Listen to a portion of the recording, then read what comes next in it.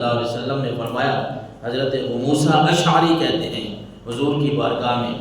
آپ صلی اللہ علیہ وسلم نے فرمایا علی کل مسلم صدقہ، ہر مسلمان کو صدقہ کرنا ہے،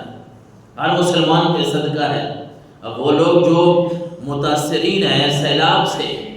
مختلف قسم کے لوگ ان کی مدد کر رہے ہیں، میں نے یہ موضوع اس لیے رکھا ہے کہ کچھ لوگ ان پہ تنقید بھی کر رہے ہیں،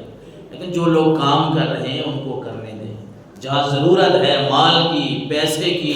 مکانوں کی، آپ نے وہ دیکھی ہوگی ویڈیوز، انسان کا دل جو ہے وہ دہل جاتا ہے۔ تو اللہ کے نبی صلی اللہ علیہ وسلم نے فرمایا علی کل مسلم صدقہ، ہر مسلمان پہ صدقہ ہے، ہر مسلمان پہ صدقہ ہے۔ تو صحابہ اکرام نے عرض کی یا نبی اللہ فمن لم یجد، جو بندہ پیسے نہ رکھتا ہو، مال و دولت نہ رکھتا ہو، وہ کیسے صدقہ کرے گا؟ اس کا کیا مطلب ہے؟ تو میرے آقا علیہ الصلوۃ والسلام نے فرمایا یعمل بیدہ فینفع نفسہ ویتصدق، وہ یہ کرے کہ خود کمائے،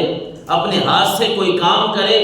پھر اپنے لیے بھی استعمال کرے، اپنے آپ کو بھی نفع پہنچائے، رب کے راستے میں صدقہ بھی کرے۔ تو صحابہ کرام نے عرض کی فَإِن لَّمْ يَجِدْ، اللہ کے نبی ایک آدمی کمانے کے لائق نہیں ہے، وہ کما نہیں سکتا، کماتا ہے تو اتنے ہی کرتا ہے، بس اپنا پیٹ بڑی مشکل سے پال رہا ہے، اتنا ہی اس کے پاس ہے، تو پھر وہ کیا کرے؟ یعین ذا الحاجۃ الملہوف، اللہ کے نبی صلی اللہ علیہ وسلم نے فرمایا پھر وہ کسی حاجت مند فریادی کی مدد کرے،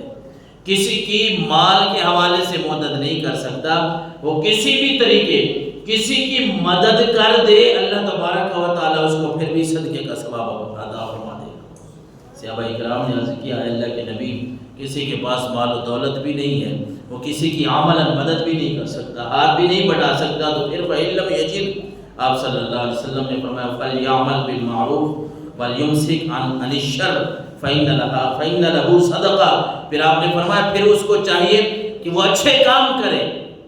نیک کام کرے، برائی سے رک جائے۔ یہی اچھے کام کرنا، برائی سے رک جانا، یہی اس کے لیے رب العالمین کی بارگاہ میں صدقہ ہے، اس کو صدقے کا ثواب ملے گا۔